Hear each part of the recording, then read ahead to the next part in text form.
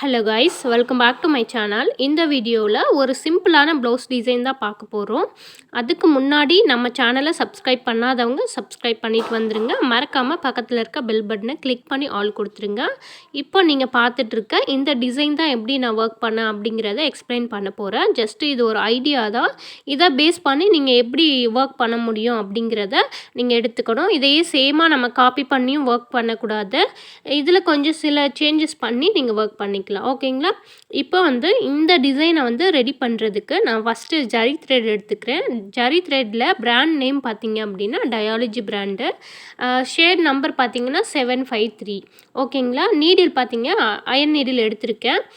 உங்களுக்கு எந்த நீடில் கம்ஃபர்டபுளாக இருக்கோ அந்த நீடில் எடுத்துக்கலாம். அயன் நீடில் ப்ராக்டிஸ் பண்ணிட்டீங்க அப்படின்னா உங்களுக்கு ஸ்பீடு கொஞ்சம் வரும்.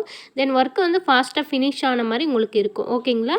ஸோ நீங்கள் எதில் ப்ராக்டிஸ் பண்ணுறீங்களோ அந்த நீடில் நீங்கள் எடுத்துக்கோங்க. இப்போது ஒரு லைன் ஜரி த்ரெட் கொடுத்துட்ருக்கேன். நீங்கள் பேஸ் ஒரு 2 to 3 லைன்ஸ் கொடுக்கலாம். மேக்ஸிமம் 4 கூட கொடுக்கலாம்.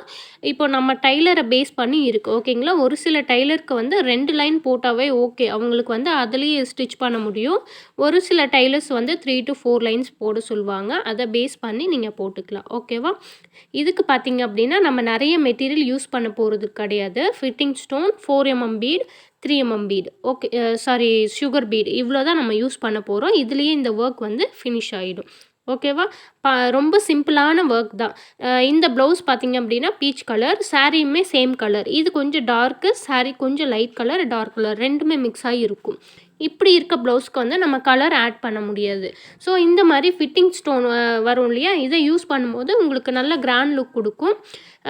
ப்ளவுஸே நம்மளுக்கு டோட்டலாக சேஞ்சாக தெரியும். ஓகேங்களா? இப்போ ஒரு லைன் சுகர் பீட் கொடுத்துருக்கேன். 2 பீடாக வச்சு ஸ்டிச் பண்ணுங்கள். அடுத்து பார்த்தீங்க அப்படின்னா 4mm பீடு இந்த மாதிரி பஞ்சில் எடுத்திருக்கேன். இந்த பீட்ஸ் பார்த்தீங்கன்னா குவாலிட்டி உங்களுக்கு நல்லா இருக்கும். த்ரெட்டில் வர்தமான் எடுத்திருக்கேன். மிஷின் த்ரெட், இது நார்மலாக டைலர்ஸ் இந்த மாதிரி த்ரெட் தான் யூஸ் பண்ணுவாங்க. இந்த மாதிரி முடிச்சு போட்டுட்டு சிங்கிள் த்ரெட்டாக தான் யூஸ் பண்ணணும். இது நார்மலாகவே ஸ்ட்ராங்காக இருக்கும். நம்மளுக்கு கட்டாகி வராது. நீங்கள் ரொம்ப புஷ் பண்ணி இழுத்தீங்க அப்படின்னா தான் இது கட்டாகி வரும். ஸோ நீங்கள் பொறுமையாக ஸ்டிச் பண்ணும்போது இது கட்டாகி வர சான்ஸ் இல்லை. இப்போது நான் ஒவ்வொரு பீடாக ஸ்டிச் பண்ணுறேன். நீங்கள் 3mm 4mm இந்த மாதிரி சுகர் பீட்க்கு அடுத்த சைஸ் எந்த சைஸாக இருந்தாலும் ஒவ்வொரு பீடாக ஸ்டிச் பண்ணும்போது உங்களுக்கு ஃபினிஷிங் நீட்டாக இருக்கும். இங்கே பாருங்கள், ஒவ்வொரு பீடாக ஸ்டிச் பண்ணும்போது நம்மளுக்கு எவ்வளோ அழகாக நீட்டாக இருக்குன்னு பாருங்கள்.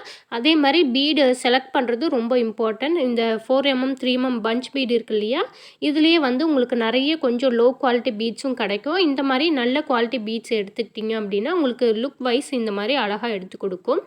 அடுத்து பார்த்தீங்க அப்படின்னா ஒரு லைன் சுகர் பீட் தான் கொடுக்க போகிறோம். சுகர் பீட் நான் 2 தான் வச்சு ஸ்டிச் பண்ணுறேன். எல்லா வீடியோலையும் நான் சொல்லிட்டு தான் இருக்கேன். ஸோ பிகினர்ஸாக இருக்கவங்க 2 லைனாக 2 பீட்ஸாக வச்சு ஸ்டிச் பண்ணுங்கள். ஓகேங்களா? இப்போ நிறைய பேர் ஹவுஸ் ஒய்ஃபாக இருக்கவங்களும் பார்த்துட்ருப்பீங்க. அந்த மாதிரி இருக்கவங்க அதாவது டைம் மேனேஜ்மெண்ட் பண்ணுறது ரொம்ப கஷ்டமாக இருக்கும். ஸோ நீங்கள் இந்த ப்ளவுஸ்க்கு ஃபஸ்ட்டு ஒரு லைன் போடுறீங்க, அப்படி சுகர் பீட் வைக்கிறீங்கன்னா அதுக்கு எவ்வளோ டைம் எடுக்குது அப்படிங்கிறத நோட் பண்ணிக்கோங்க. அதை பேஸ் பண்ணி நீங்கள் ஒவ்வொரு லைன் ஸ்டிச் பண்ணுறீங்களே அந்த பீட்ஸ்க்கும் எவ்வளோ டைம் எடுக்குது அப்படிங்கிறத ஃபஸ்ட்டு குறித்து வச்சுக்கோங்க. ஏதாவது ஒரு நோட்டில் எழுதி வச்சுக்கோங்க. அதை பேஸ் பண்ணி ஒரு ப்ளவுஸு நம்மளால் எவ்வளோ நேரத்துக்குள்ளே போட முடியும் அப்படிங்கிறத நீங்கள் ஃபஸ்ட்டு கால்குலேட் பண்ணிவிட்டு அதுக்கப்புறம் பிகினர்ஸாக இருந்தீங்க அப்படின்னா அதுக்கேற்ற மாதிரி அமௌண்ட் கால்குலேட் பண்ணுங்கள். இந்த ப்ளவுஸுக்கு நான் 1000 rupees சார்ஜ் பண்ணியிருக்கேன். நீங்கள் பிகினர்ஸாக இருக்கீங்க அப்படின்னா 800 கூட சார்ஜ் பண்ணலாம். ஏன்னா நமக்கு ஸ்டார்டிங் ஸ்டேஜ்லேயே அந்த டைமில் நம்ம அமௌண்ட் பார்க்கக்கூடாது. நமக்கு ஆர்டர் தான் வேணும். ஃபஸ்ட்டு கஸ்டமரை இம்ப்ரெஸ் பண்ணிட்டீங்க அப்படின்னா அடுத்தடுத்து உங்களுக்கு ஈஸியாக ஒர்க் வந்துடும். ஓகேங்களா? இப்போது ஃபிட்டிங் ஸ்டோன்ஸ் எடுத்திருக்கேன் ஸ்கொயர் ஷேப்பில்.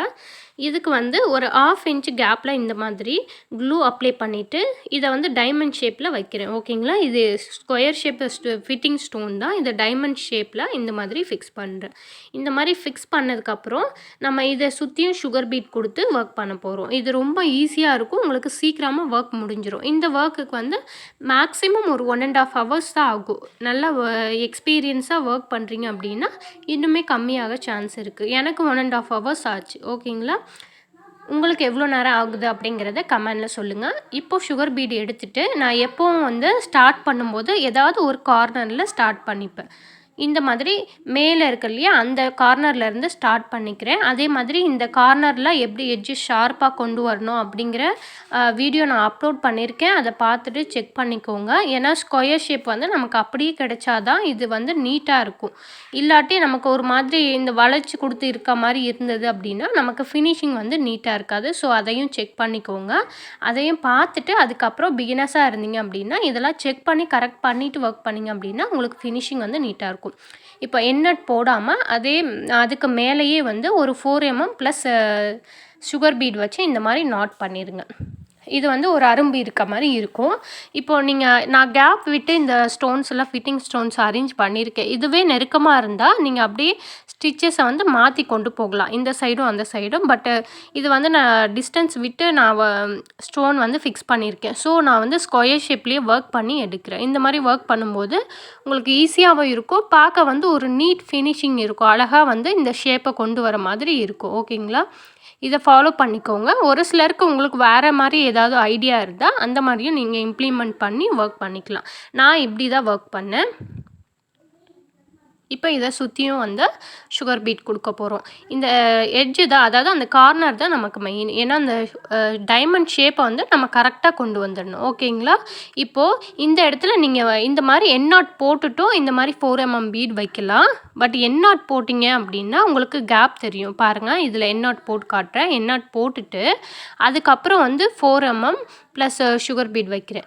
இப்போ வைக்கும்போது இப்படி நாட் பண்ணி முடித்ததுக்கப்புறம் பாருங்கள், இந்த இடத்துல உங்களுக்கு நல்ல கேப் தெரியுதுங்களா? அந்த மேலே கார்னருக்கு.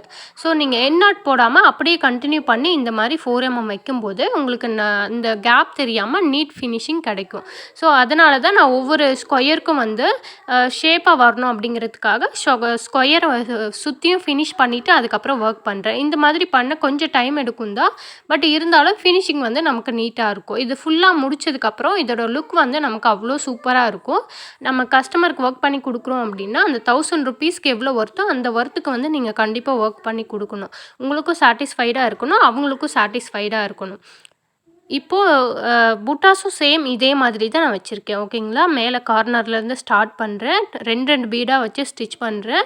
ஒரு சில டைமில் அந்த கார்னர் வரும்போது ஒரு பீட்ஸ் கூட வச்சு ஸ்டிச் பண்ணலாம். நமக்கு வந்து கரெக்டாக பர்ஃபெக்டாக அந்த கார்னர், அதாவது அந்த எட்ஜு வந்து ஷார்ப்பாக வரணும். அந்த மாதிரி வரும்போது நமக்கு எப்படி ஒர்க் பண்ண கம்ஃபர்டபுளாக இருக்கோ அதுக்கேற்ற மாதிரி ஒர்க் பண்ணிக்கோங்க. இந்த வீடியோ உங்களுக்கு பிடிச்சிருக்கு அப்படின்னா சேனலை சப்ஸ்கிரைப் பண்ணிவிட்டு நம்ம சேனலுக்கு, அதாவது இந்த வீடியோவுக்கு ஒரு லைக் பண்ணிவிடுங்க. மறக்காமல் உங்கள் ஃப்ரெண்ட்ஸுக்கும் ஷேர் பண்ணுங்கள். ஏதாவது டவுட் இருந்தால் கண்டிப்பாக வந்து கமெண்டில் கேளுங்க. டவுட்டுங்கிறத யார் வேணாலும் கேட்கலாம், சஜஷன் இருந்தாலும் சொல்லலாம். அப்போ தான் நம்ம புதுசாக கற்றுக்க முடியும். தேங்க்யூ ஃபார் வாட்சிங் மை சேனல். இந்த வீடியோ உங்களுக்கு பிடிச்சிருக்கு அப்படின்னா மறக்காமல் ஒரு லைக் பண்ணிட்டு போயிருங்க. நெக்ஸ்ட் வீடியோவில் நம்ம பார்க்கலாம். இந்த டிசைனோட ஃபுல் வியூ இப்படி தான் இருக்கும். உங்களுக்கு பாருங்கள், இந்த அளவுக்கு ஒரு கிராண்ட் லுக்காக இருக்குன்னு பாருங்கள். இது நார்மலாக வந்து நம்ம குந்தன் ஸ்டோனில் ஒர்க் பண்ணுறதை விட இந்த மாதிரி ஃபிட்டிங் ஸ்டோனில் ஒர்க் பண்ணும்போது உங்களுக்கு ஃபினிஷிங்கும் நல்லாயிருக்கும். இந்த மாதிரி நீட்டாக ஒரு லுக் கிடைக்கும். நீங்கள் கலர் ஸ்டோன்ஸ் யூஸ் பண்ணுறதை விட இந்த மாதிரி ஃபிட்டிங் ஸ்டோன்ஸ் வச்சு யூஸ் பண்ணி பாருங்கள். உங்களோட கஸ்டமருக்கும் சாட்டிஸ்ஃபைடாக இருக்கும், உங்களுக்கும் சாட்டிஸ்ஃபைடாக இருக்கும். உங்களுக்கு வந்து என்கிட்ட இந்த மாதிரி ஆரி ஒர்க் ப்ளவுஸ் பண்ணணும் அப்படின்னா இந்த நம்பருக்கு காண்டாக்ட் பண்ணுங்கள். தேங்க்யூ ஃபார் வாட்சிங் மை சேனல்.